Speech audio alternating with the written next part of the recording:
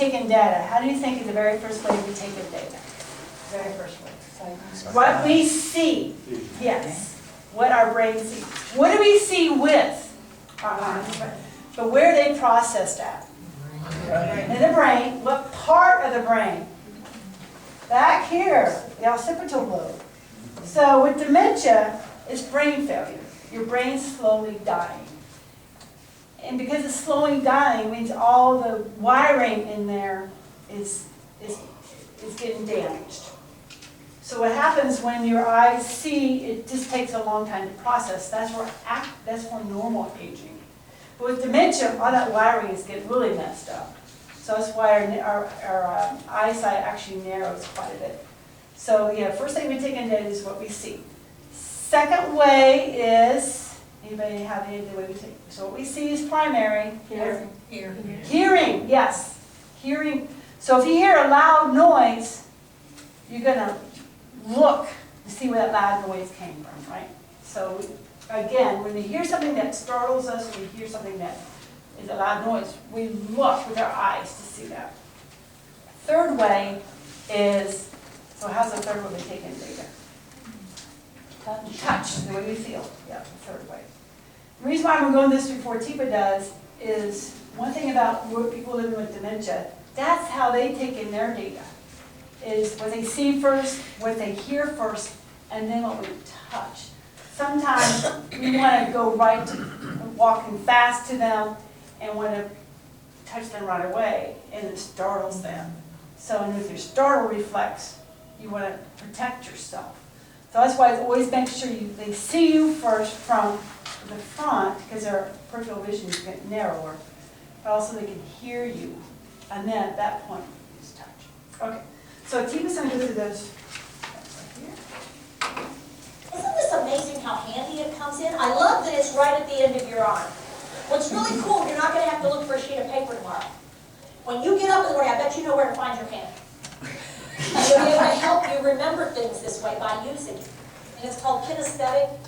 And so I use a combo of training that uses visual, verbal, and touch cueing, because I know that human beings hold on to stuff better if I can get it locked into you in a variety of ways.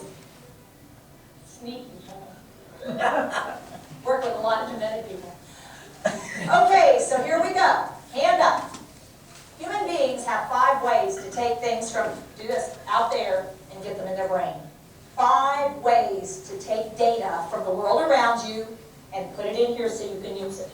You can process it, you can understand it, you can appreciate it. So the number 1 way, notice how it's separated from all the others. It's special. Do this, be an artist. Visual data. Visual data is the most powerful incoming data. It is what human beings prefer, and it is what they want first in any way of collecting data. They want to see something first. It allows them to see it, and then they can start to think about what they want to do next. But what you see is the most powerful sensory input that you're going to get in your brain. But here's the interesting thing about vision. Show me what you see with. Point to what you see with. Here's what I'm going to tell you. Put your hand back here. This is where you process in your brain what you see. So brain activity in the occipital area, the back of your brain, is where you process visual input. There's a little bit of distance there, isn't there? What connects the input system to the processing system is wiring. And in dementia, all wiring goes on the fritz and then dies. Just so you know. So there's a lot of wiring here. It's complicated wiring. It's actually fairly complicated because how many eyes do you have? 2. So you've got to take in data from 2 eyes, integrate those 2 pieces of data, process it, and then make sense of it. So all that's happening in the back of your brain. I'll show you in a few minutes. There's a huge amount of your brain devoted to visual processing. It's huge. There's also wiring between what you see and some other parts. Second way that you get data in your brain, take your index finger. Oh, look at how it points to things. What you hear, auditory incoming. Auditory data is the second most important way that human beings get data into their brain. Auditory. But if you hear a sound off to the side, what will you immediately do? Look! Because this is primary. This just alerts you to go look and see what it is you want to see. So when it comes to dementia, visual and auditory. People with dementia pay more attention and are getting more value out of what they see than what they hear. This is secondary, this is primary. Guess what caregivers like to do a lot though? Do this. Y'all love to run your mouth. You think they're paying attention to what you're saying. What they're doing is watching you when you're saying it. And they're picking up on your visual cues, but they're missing the content cues. Do this. So take the weapon that you've created, put it to your head, and pull the trigger. Because what happens is we think they're processing what we're giving them verbally, and what they're really processing is how we look visually and how we sound, but not necessarily the content. And because we're not on the same page, they're not getting this, they're getting this. We think they're getting this. This is not going to match. Who has to change? We do. So we have to use less of this and start with this. And learn to use visual more than auditory. Third way you get data in, auditory. Put your hands right here. Your temporal lobes. Both sides are involved, but they're very different. This side is very different than this side. How many ears do you have? 2. All forms of dementia, all forms attack the brain asymmetrically. It means it attacks one side of the brain more than the other. That's how it works. It hits one side and then it spreads more. So what happens, in general, the left side of the brain is generally attacked sooner, faster, and more devastatingly than the right side of the brain. We don't know exactly why, but most patterns of dementia attack, you're going to see more on the left than on the right. Left, right, language areas. But they're different. We'll come back to that in a little bit. Third way that you get data in your brain. Take that middle finger, drop it down, and touch it to the back of your other hand. Now this is actually complicated. And this is one of the most complicated, and it also takes up a lot of brain space. This is sensory motor. You feel something, you do something. You do something, you feel something. They're wired together. So that when you feel something, if you like it, you do more of it. If you don't like it, you stop doing it. So when you feel something, you do something to change or encourage or facilitate what you're feeling, and if you don't like it, you don't do it anymore. Here's the biggest challenge of dementia care. Turn to the person next to you. And if you will come up this time. All right, now what we're going to do is eliminate vision, and we're not going to talk. Okay, so we're taking away 2 of the ways that you would normally be able to get data into your brain, and I'm just going to use that third way. Oh. You don't have to do that so you get the feel of what it feels like when you're doing this. So you can already tell where I'm going with this. This is not a good one to start with, because most people are not fond of the idea of starting an interaction like this. And I do this particularly so you'll start to get the idea of no touching until you've done a visual verbal, and only then are you allowed to do the touch. You got to make sure they come together. So here's what we're going to do. Close your eyes. People with dementia, put your hands behind your back, because I want you to feel it. All right. So your lights on. All right. Anybody been to this what we're about to do? So what we're going to do here is we're going to partner up. And we are going to have somebody pretend that they have dementia. So they're going to put their hands behind their back with their eyes closed. Another person is going to do what I do. So Ryan, Michael, and I will be a partner. So I'll be nice to you, I promise. He has no idea what I'm going to do. He had no idea what he signed up for. But the reason why we're going to take away the 2 primary ways you take in data, so you understand what happens with somebody with dementia. Because, again, their visual range is so narrow, they're permanent on binoculars, and they're unable to understand what you're saying. So sometimes we like to do stuff to people before we talk to them, and even so they see you in your range. So so I'm going to demonstrate with Ryan, Michael, what I'm going to do, and then we're going to have you guys partner up. Okay, you can sit down.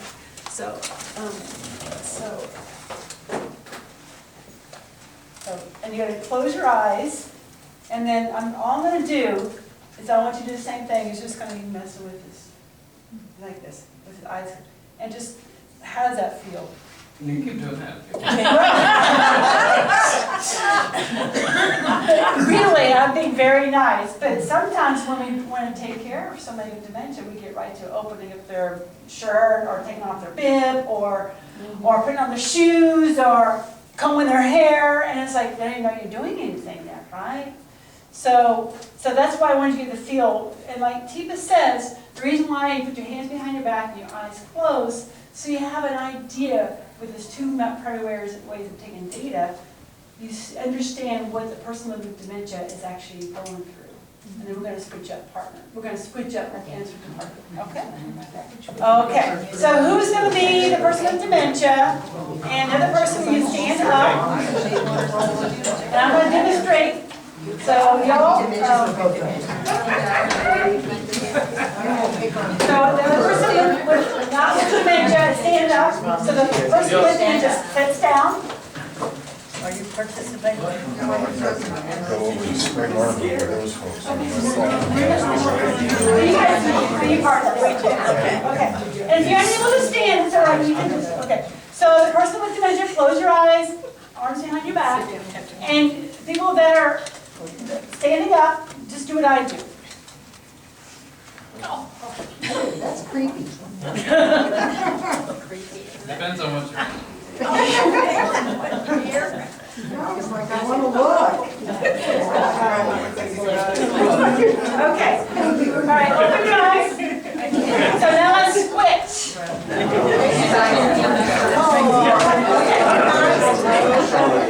Okay. All right, go ahead. The other group, go ahead and do it again.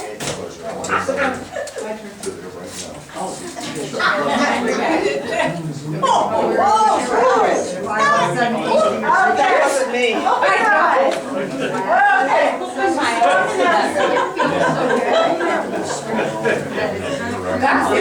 All right. Yeah, what an icebreaker, right? Get friendly. We're exchanging phone numbers.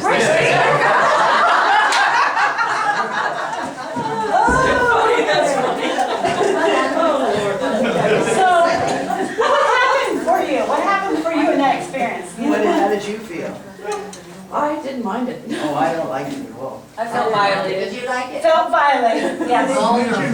Vulnerable. Yes. She was jumped. You jumped. Startled. Yes. Absolutely. Yes. Yeah, that was good. So the person that was being touched, what did you find yourself wanting to do? The person, when you were being touched, what was the one thing you're wanting to do? Get her out. Yes. Open my eyes and lash out. It's creepy for me. Yeah. But yes, lash out. Yeah, so anybody not mind it? Yes. Correct. Why do you think you felt like that? Why do you think you felt like you were violated? You had no power. You had no power. Your power's taken away from you. Absolutely.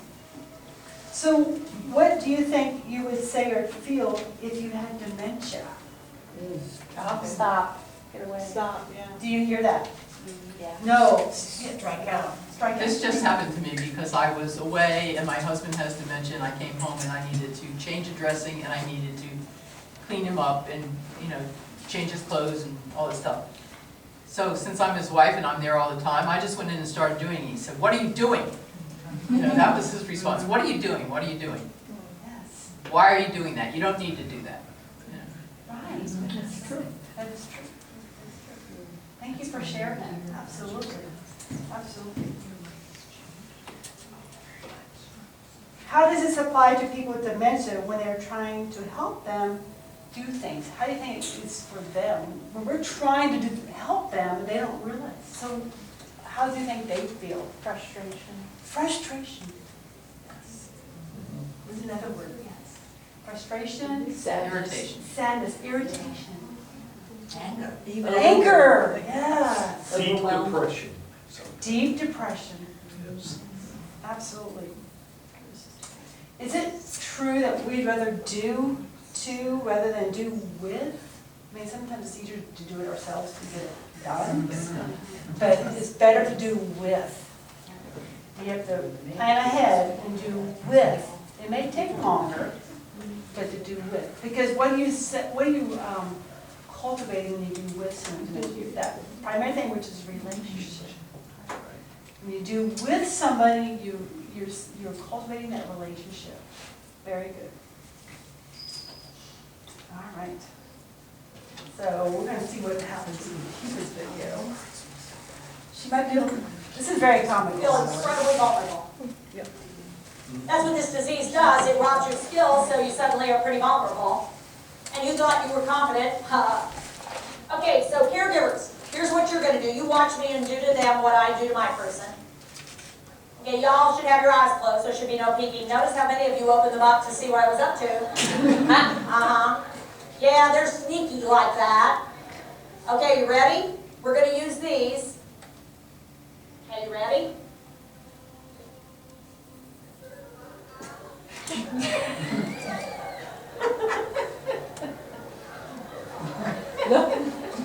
And now, one more.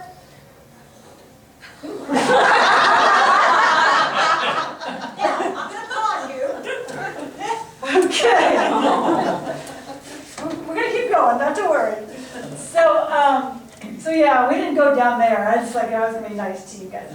But, so we're gonna do that, and we're gonna touch ourselves, just like our care partner, so touch yourself like we're being touched. Touch yourself. So how does that feel? Comfortable, absolutely. So why do you think it feels different than somebody else touches Because you? I'm in control. You have control. Yes, it's a closed circuit.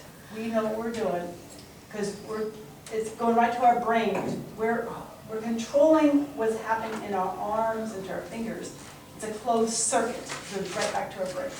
But when we're doing stuff to people, and they don't know we're doing it to them, it's a startle reflex, as you saw, absolutely.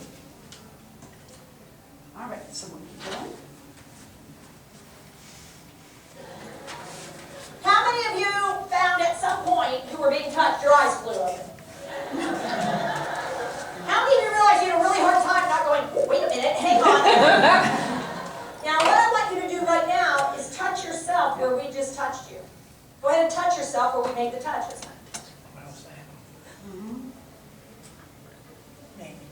How many of you feel that that feels different than when we touched you? Yeah. Because if you are doing it yourself, you're actually sending and receiving, and it's a closed circuit. However, when we do to you, it's an open circuit, and for your brain, we eliminated the knowledge of where and when the touch was going to occur, and so your brain was like, oh, oh, oh, oh, oh, oh, oh, oh, oh, oh. It was a hyper alerting, and let me tell you something that we don't think about touch. Light moving touch. Light moving touch. Cockroaches crawling on your skin. Clothes rubbing across. Someone sneaking up on you. Light moving touch is an alerting, arousing touch. It's the hyper alert kind of thing. Danger, danger, Will Robinson. Because it says something's coming and you don't know what it is. And so what happens when we put our hands on people, even lightly, so you touch them lightly and say, wake up, sweetheart. Boom! Because it came out of nowhere. So what I'm going to do is have you try something a little different. And we'll really work on this skill this afternoon, but I want you to test drive the model and see if it makes a difference. Okay? I want you to shake hands with the person. Now, I want you to tell me for a second, what's the most common contact we have with other human beings when we're greeting them and interacting with them? Hand contact, right? So shake hands, and notice the next thing you're going to want to do is let go. Well, that's a bit of a problem. Because I want to stay connected, because I want to keep the touch so that you'll know what I'm going to do. But the problem is when I lose skill and keep strength, and I like pressure, go ahead and do it. Ow! Wait, Mom, let go! Let go! What are you doing? Okay? Or, if they feel like I'm trying to hold on to them, it makes them want to get away from me. Okay? So what we're going to do is as soon as we shake, where did I tell you you found comfort? So what we're going to do, and I don't want to trap your fingers. I want to leave your fingers free. I want my fingers free, but I want to be connected to you. So what I'm going to do is slide like this. Do this. Open your fingers up, both of you. Open your fingers up. Make them go like this. You should feel like you created a bird. A butterfly. You're connected, but you're free to move. close them down, they can hold on to you. Okay, so we're gonna try that now. That's called a hand under hand. And it's the most, I would say, if you take nothing from this workshop, this is the most important thing, because that's how I do most of my interactions, is the hand under hand. So back with your partners, and I'll show you mine. So you take the handshake, and Ryan might, so take a handshake like this, and then you're gonna make butterfly, and then you're gonna, that's all, and then, okay? So your right hand, like a handshake, and then go up, make a butterfly. Okay, and then just, and then you put yours, the care partner put yours on the bottom, so they kind of steer.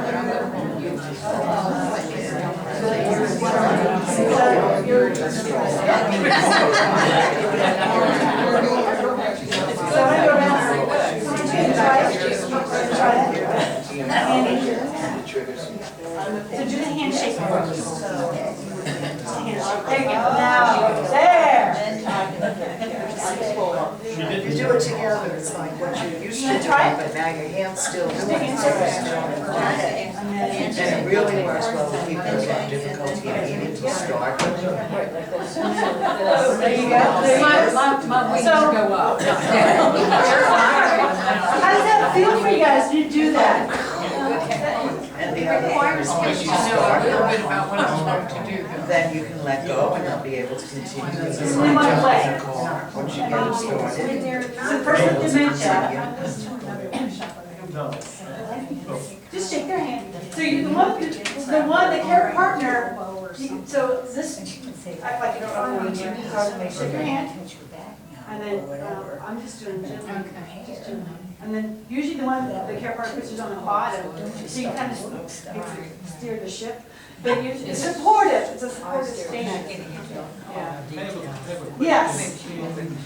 I've seen her before, we Yes. were live here, so, but before she got to that, she mentioned that you need to be, when you were talking Yeah. to people with dementia, you need to be side by side, not looking them in the eye.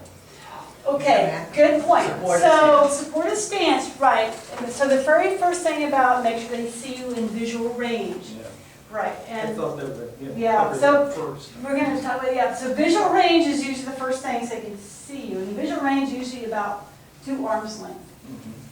If you get way out here, there's so many distractions, they're not sure, they may not hear you.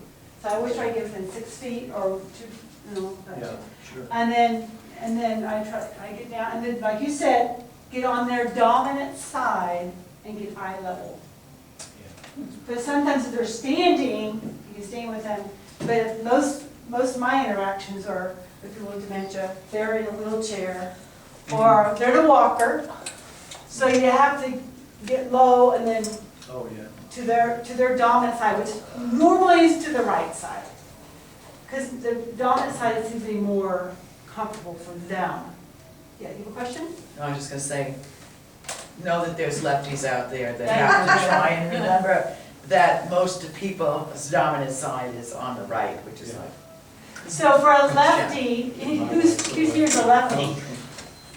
We got a lefty here? Are you a lefty, Gail? I'm a lefty, who else is a lefty? It's okay, lefties are okay.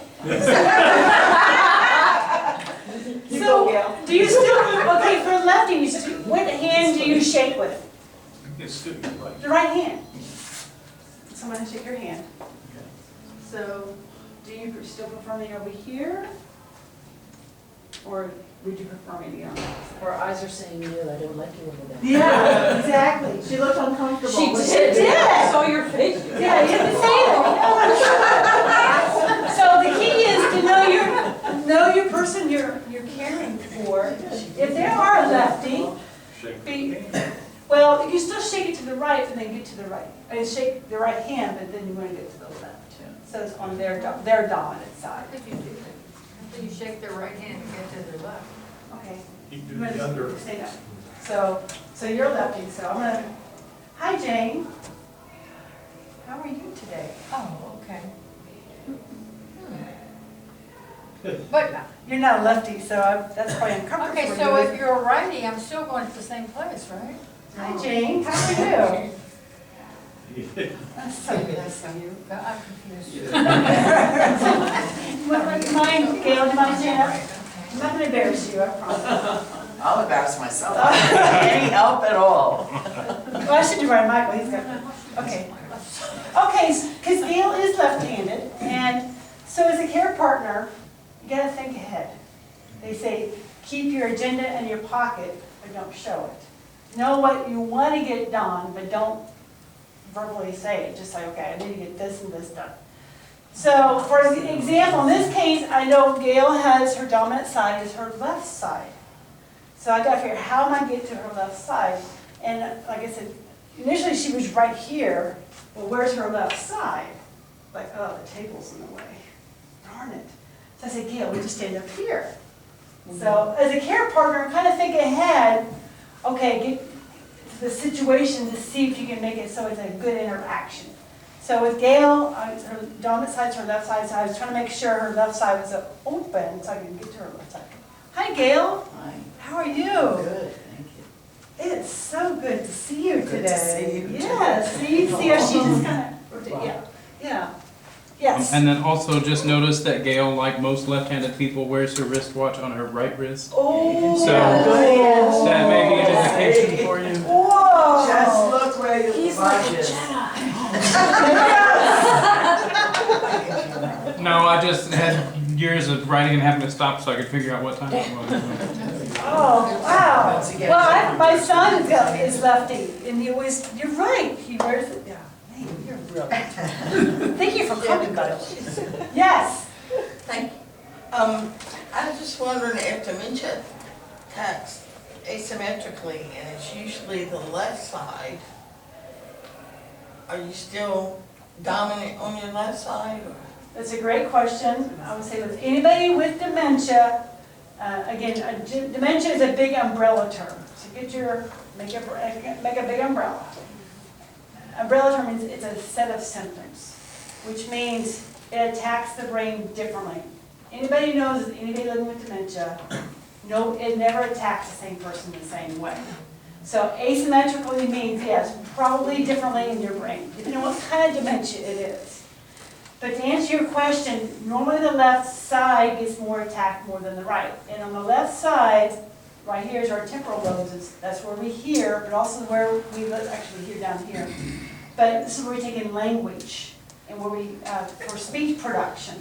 And we're able to understand speech, comprehension, all that's right here. And normally that part of the brain seems to be attacked pretty early into the disease. That's why she called it verbal diarrhea. Care partners talk. They're not understanding what you're saying. They usually lose 1 to 4 words out of every sentence. And they don't understand the not words, the negative words, like don't go outside. They're going to hear outside. They're not going to hear the don't. Or not today. They're going to hear today, not today. So they're going to miss part of what you're saying because that part is going to attack. But we're not going to talk about it today, but in your folder, there are some slides in your folder. But if you look at a person with dementia and their Alzheimer's brain, the brains with dementia and Alzheimer's, their brains are actually getting smaller, about 1/3 the size. And because of the brain wiring is dying, it's just getting smaller and smaller. So that's why over time it just gets worse. Can you define what early onset and normal onset is? Early onset and normal onset. Okay, so early onset, I will say people with early onset, we don't even know they have dementia. It's usually not realized we have dementia until about mid-dementia. So early onset could be maybe just, again, being forgetful, but, if we have time, I'll show the really funny video of a person with dementia. Tifa goes through what, if you have dementia. So, it's over time, dementia progresses. It's chronic, it progresses over time, and there's no cure for dementia. That's the hard part about this.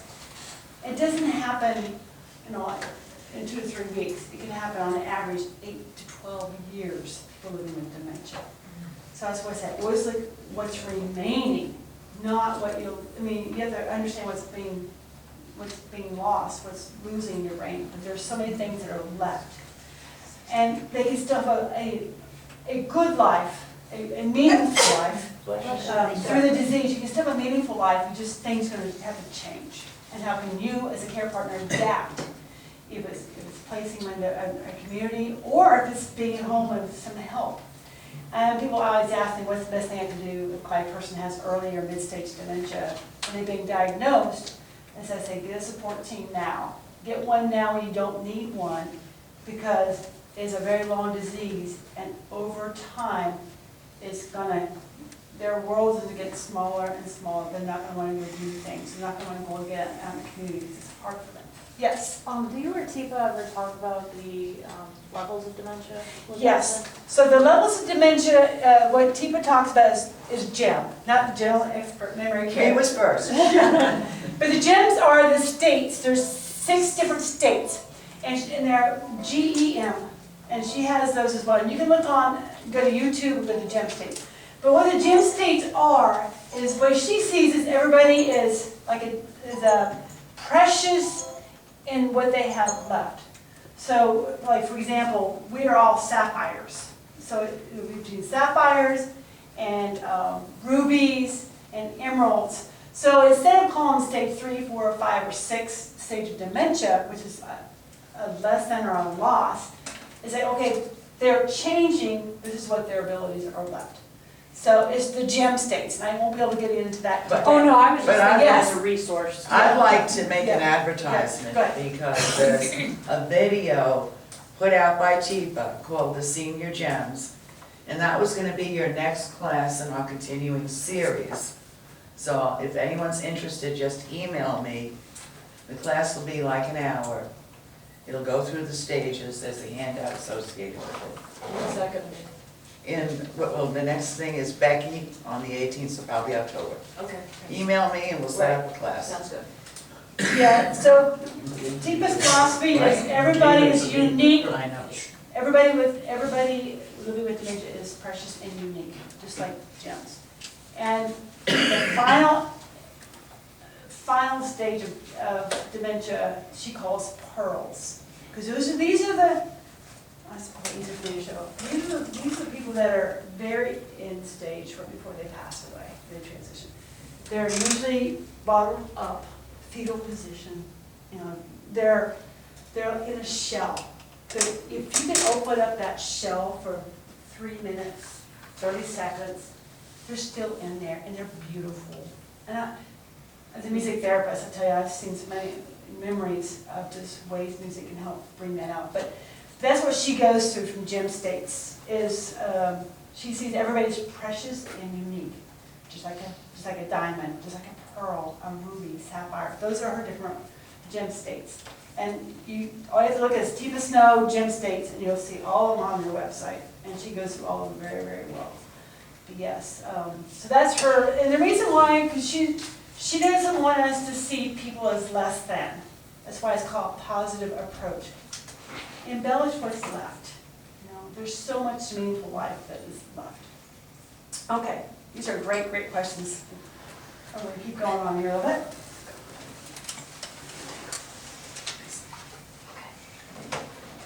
They can use strength, they might use skill.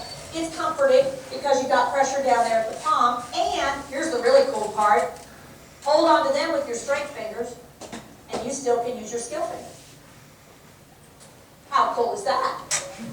And you turn it so you're underneath, which gives the sense of, I'm here to support you and help you, not to try to keep you from doing things. Okay? Now, here's what we're going to do. You're going to lay your other hand on top of the back of their hand. You try this. Get them to, oh, now this is an interesting phenomenon. The oldest sensory motor track in the human brain is eye-hand. It is the one that develops first. You put a baby, sit it up at 3 months. What will happen if you let go? Down it goes. It doesn't even have trunk control. Doesn't have head control. But if you lay it on its back, so it doesn't have to do a whole lot of work, and you put the dangly crap down, right in the middle range. They're fascinated by it, because they like to see it. And then they're just starting to learn how to do some of this stuff. So they're not very good at it, they don't have skill, they just have some strength, they're learning how. And they're learning to move against gravity. And so,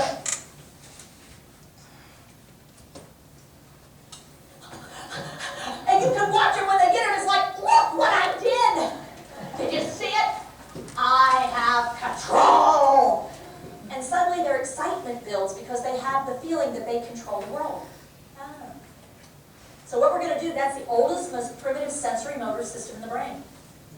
It's the one that is going to prevail the longest through the end of this disease. It'll be the last one I lose. I am.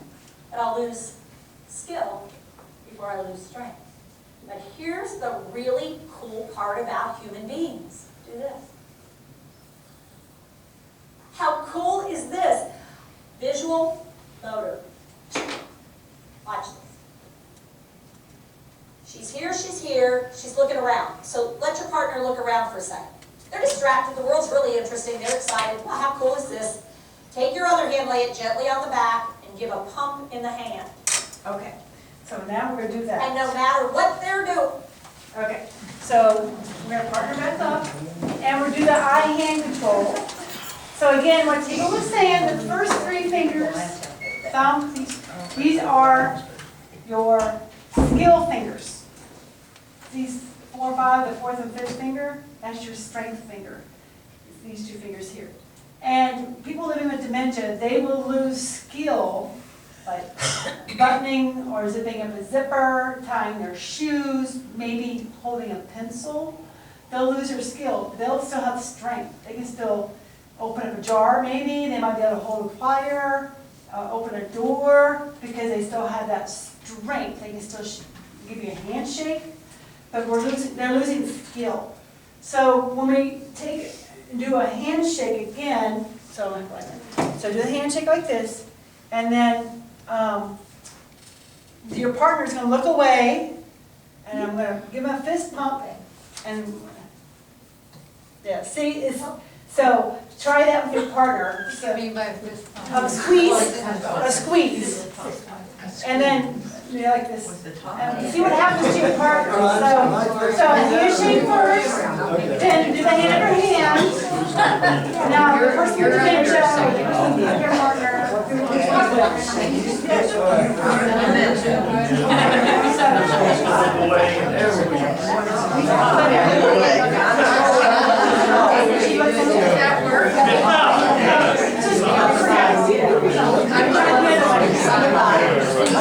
Everybody here.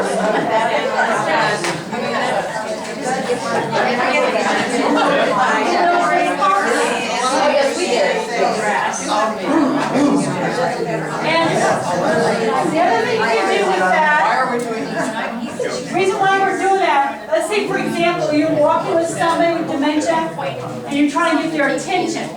We're going to walk this way. So here's Ryan Michael. Let's say he's walking away. He's not looking at me. We're going to come around. Ryan Michael. See? So I'm trying to get his attention, and I'm pumping his hand to get his attention. Because he's distracted by maybe something on the floor. When you say pump, you're just like doing Just a this? little squeeze. Just a little Yeah, squeeze. just a little squeeze. A little one. A little. Little one. It makes it feel so good. Yeah, be careful, because people have arthritis in their hands. Okay. That's the fleshy part of the Right, but the palm is very comforting, the palm to palm. So that's another technique. When you're working with your person with dementia, you work with them, not to them. Like, let's say, for example, you want to help them get their shoe on. You can help them with their hand in hand, and their hands do that with your fingers. Or walking with them. Is walking with them, and if you're trying to keep their attention, give them a small little fist pump. And, because they might start walking this way, and you want to go that way, so you just kind of a little fist pump. And you're also visually cued about moving Yeah. that way. Yes, and I always do a visual cue to say, because he was looking that way, but he's going to follow my finger, because I was fist pumping, and also it's that way. Visual cue. I didn't say we're gonna go that way to go sit at that table, I just said that way. Another good example happened today. I had a program here this morning with the wonderful participants here at Meaningful Days program. And it was time, my program was over, and they have a restroom break, and then they go to lunch. Well, somebody said, Mary, her name's not Mary, Mary, do you need to use the restroom? And Mary's like, no. So they went to lunch, and then, so Gail comes and says, why didn't Mary use the restroom? I asked her, she said she needed to go. Gail's like, no. She said, come on, get up, we're gonna walk this way. Because sometimes they forget they have to use the restroom, right? I know Spring Harbor knows that. You forget, they don't think they have to use it, they don't realize that, especially if they've been sitting for a few minutes. And we were sitting for over an hour doing music, and I could barely go an hour without using the restroom. Imagine that. But yes, it's the reason why is because they don't realize, they don't realize they need to go. So you don't say, do you need to? Because they probably didn't realize, they probably didn't understand the question for one. And that sensation goes away, like, Right, they might have sensed it, and then it went away by the time you asked one. So we're not That's gonna. correct, that's why. So Gail, I was just using an example of using the restroom and how you bring up the question, or don't bring up the question. Don't bring up the question. Exactly, right, Do not. exactly. It was after music, it was time for a restroom break, and somebody said, Mary, her name's not Mary, do you need a restroom? Mary goes, oh, no, I don't need to go. And so Gail's like, why isn't anybody using the restroom? And so we said, well, Mary said she didn't need to go. We said, oh, no, just say, we're gonna walk this way, and oh, by the way, here's the restroom. Why don't we go in? You know, so. Don't ask yes, no questions if you don't want the answer to be no. Because when you get that no answer, stop. Stop and come back 5 minutes later. But when they say no, you've got to respect that no. Correct. Yeah, very good. Never ask the question you don't want the answer to. Do I ever say, do you want to do music? Guess what the answer is going to be? No. Let's go do music. Exactly. So I usually just say, I just start singing. I just start singing. I just start singing. And before they realize that they're doing music, and I didn't even realize that they were doing music, I don't want to know. So I usually tell people, oh, they're waiting for you down there. oh, yeah. So. And the other question, like we have a program here today, and I've got volunteers and I've got staff. Do you want iced tea? No. Put the iced tea there, put the lemonade there, put the cranberry juice there. Would you like some iced tea? Would you like some lemonade? Or would you like some cranberry? So they're seeing it and processing it. It's in a bottle, they figure out to drink. Correct. Don't just ask them, do you want iced tea or lemonade? Correct. And I would say the biggest thing is, again, what did Gail do? A visual prop, where they could see it. They don't know what, they don't understand what you're saying. They might understand part of what you're saying. They might have heard ice. So yes, question. If they're beginning to lose their skills, Mhm. so, like you say, buttoning the Yeah. shirt or whatever, so is it best to just help and just button it for them, or let them try to keep fumbling with the little button? You can try the hand in her hand. And I would say if it's hard, I'm all about keeping life simple. If it's hard for them to button up a shirt, try different kinds of shirts. That's what I say. Keep life simple. But if they like having a buttoned up shirt, you respect that. So you can try and help them. For example, I don't have a button-up shirt, so I'm going to sit next to you. And then, so what you can do is take your skilled fingers and with them, so they're doing it with you, you try to button, okay? So your skilled fingers are actually doing the work, but she's following you, or he's following you because of that closed circuit. So you can try that, especially with zippers. Try to, and especially when you want to help them eat. That's a really important one when you help them. You can do hand in hand with holding the spoon together. We won't be able to get into that today. But there's a way you can put your spoon in there with a hand on your hand together, where your skill fingers are doing the skill part, but they're following along with their hand. Just kind of ahead with your hand. So yes. question? Along those same lines, because they're losing their fine motor coordination, you can get bigger things. So shirts with bigger buttons, Yes. silverware with bigger handles, because they're gonna be able to manipulate that better and still have that independence. So it's gonna make them feel better and you feel better too. And the other thing is pants with elastic. We had a gentleman who gained a little weight, had blue jeans on, knew if he went to the restroom, which he knew he had to go to the restroom, he knew he couldn't rebutton his pants. So I suggested to get elasticized jeans. And that's enabling him, because he still knew he had to go to the restroom, but was prevented because he knew he couldn't get his pants zipped up in pride. Brilliant.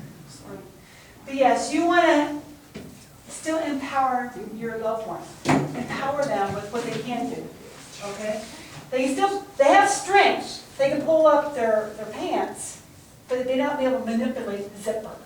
So find that, like she said, elastic pants. Pullover tops is another good one. Velcro. Velcro's my best friend, yeah. I was gonna say duct tape, that would work. Yes. I actually saw something on one of my PT sites that, they created shirts for people with Yeah, one I wear arm. them. Yes. That they don't have control with another arm, they actually just kind of get it on. Right. And it has magnets. Oh, magnets. Little magnets that, Yes. you know, like those, like door closer thingies, you can walk through, Right. magnets, bring them back together. That's That great. idea. So whatever you can do, because you know your loved one, and know what they will wear or what they will do. Like you said, modified utensils, different types of shoes, the slip-on shoes. But explore it with them and see if they take to it, because they may not take to different types of shoes or sandals or, but you want to make their life as comfortable as possible. That way they can do it on their own as much as possible. Keep them, they still want dignity. That's probably the biggest thing I would say for people living with dementia is they don't take to have it. So you want to set up their environment so that it helps them stay empowered and independent as long as possible. Yes? Yeah, like this morning, just even get dressed, I always put out 2 pair of pants and 2 to 3 shirts. Here you go, Mom, this is a cute outfit, which one do you want to wear? Well, let's see, I haven't worn it. First, I'd have to argue about why can't I just wear what I wore the last week? Yeah. Sorry, sweetheart, we're going into public now. Yes. But yes, I always give options. Do you want your juice or do you want your milk? Because water is disgusting acid. So milk or tea, or there's always an option. I never just say, this is what you're having, because boy, if I say that. Oh, yeah. No, I get the nasty look a whole bit. But if there's choices out there, even though I've made the choices, I still have to go in her room and gather up all the clothes that she's worn because, she doesn't understand dirty clothes here and clean clothes there. But so the way I do it is when she's in the shower or she's in the other room, I gather up all the clothes I don't want her to wear again and give her options to choose. That's great. But again, you want to give them choices, but limit the choices. They say give them a, instead of a la carte, give them a buffet. Just 2 or 3 things, not saying, do you want a cinnamon roll or do you want toast? They don't understand cinnamon roll or toast, but if you had the cinnamon roll and toast and maybe pancakes at a buffet, they'd say, I want that. They don't understand it, so that's great. Okay, we have just a few minutes left. We're going to watch a few more quick minutes here, and then we'll close. What they're doing, they will pause, they will look at the hand, and they will look at you. This is the fist pump again. Let them look away. Pause. Give them a chance. She's laughing at her. She's amazing. Because when your hand touches something, your eyes want to see what it is. When your eyes are looking at something, it will also draw your hands. That's the other bad news. So what their eye sees, their hand wants to touch. And you're surprised when they start doing it. Well, you're the one that said, exactly. You put it right where they can see it, within arm's reach, and they're going, okay, look, please. On the I do this, no matter what she's doing, she's gonna notice me. Once I've got her looking at me,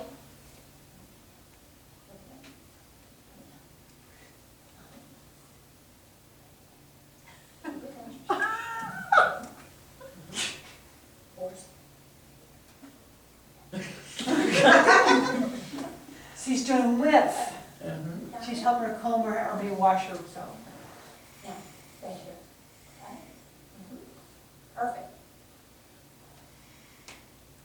She travels with me, so her brain is both getting and giving. I've reestablished the two parts of the loop so that she is doing with me, I am not doing to her. And she can give me feedback. I'm liking this, this scared me, this was okay. Take more time here, but this was fine. Did she give me all that feedback? Yeah, we're talking to each other without words. Because what I'm doing is using what she has left to help me communicate with her the way that she could get the communication, as opposed to overwhelming her system with data. Okay? So with your partner, I want you to give that a try. We already did Feel that. the difference between touching with versus touching someone. So we've already done that part, but I want to at least have you, I like to kind of give you the preview first of what to do it and then you kind of see what she did. But Tifa does a good job of explaining the closed circuit, and when you're doing it with somebody, like I said, the person with dementia knows what you're doing, they're traveling with you. And with Tifa, she would give them some visual range, especially back down here in the personal space. She did realize, oh, I've got something down here. And I guess the biggest thing with dementia is the eye level is very critical, because especially with women, you know, we go right up here and what are you looking at? You're looking at but yeah, the eye level is what? Yeah. Right, your chest. And we don't even realize it. But, or you're doing this, which is even worse. Chest and sorry. Don't look at me. But that's what we're doing. We're trying. We don't realize what we're displaying. And curiosity is, again, through dementia, their curiosity is still pretty high. They're like playful. In a good way, sometimes not in a good way. You get them in trouble. And I see that a lot in the work that I do with music.